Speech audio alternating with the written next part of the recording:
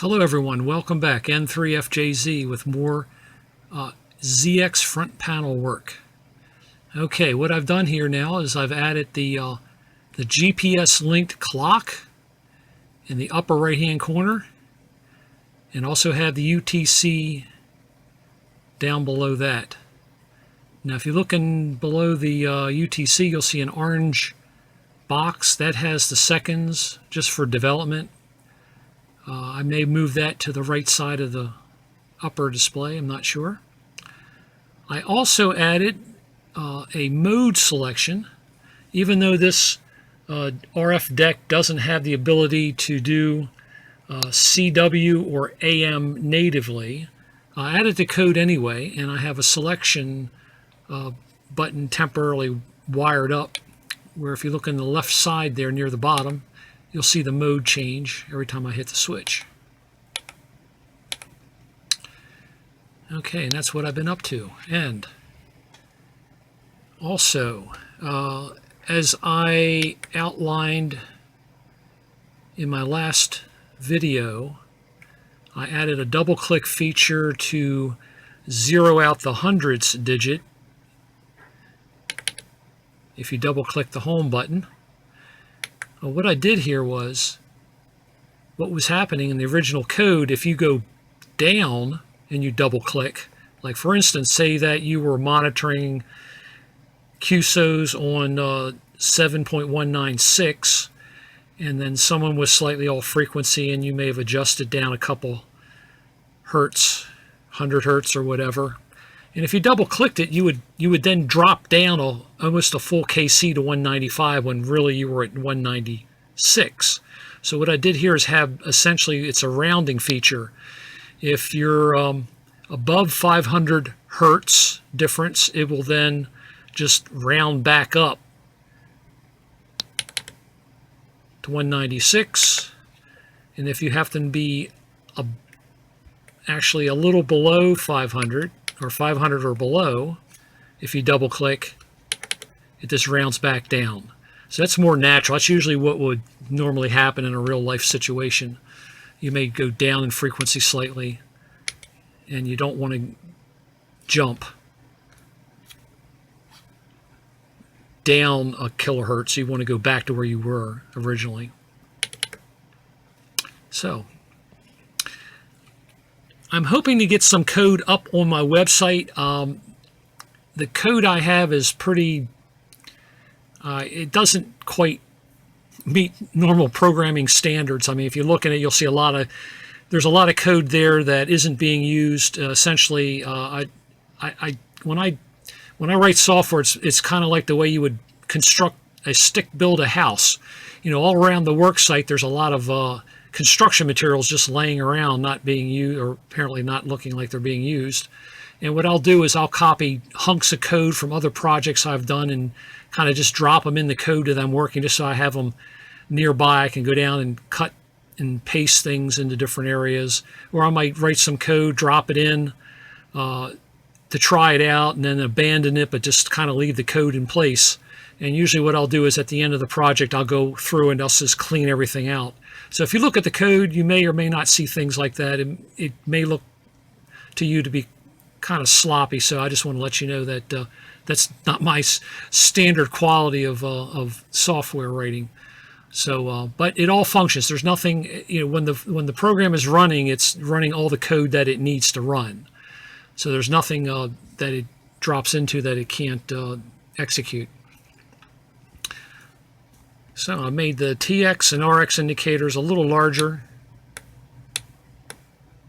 But moving that clock, that was a major thing that I wanted to do here, because for the last period of time, I had it's a U-Blocks. I think I'm not sure the proper nomenclature of this module. I think it's a 6M. But what I have here is, I have this module here. Yeah, it's a Neo 6M. And I was driving this standalone GPS clock. There's this chip here is basically an Arduino Uno in single chip standalone construction. I just put it on the breadboard here and just wired up a little, support circuits for it. And it's driving this OLED display. Well, what I've done is wrote code in the Mega here that will integrate all that into the color display. As a matter of fact, it's not actually reading this particular module. I have an 8M. Let me get this around where I can see it. Got it tucked behind here just to keep it out of harm's way. And what is that? That is a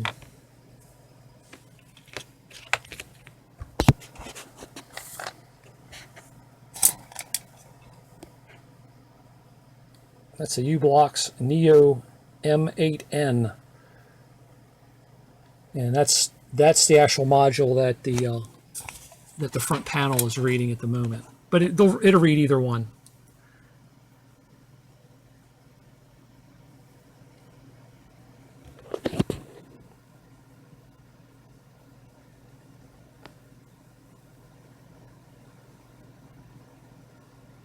So we'll get ready up to switch over on the minute boundary here.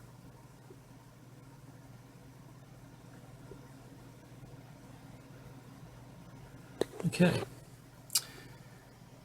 And in the finished product, I'll have screens that you could set your UTC offset by the number of hours, and then switch in and out of daylight savings time, that sort of thing.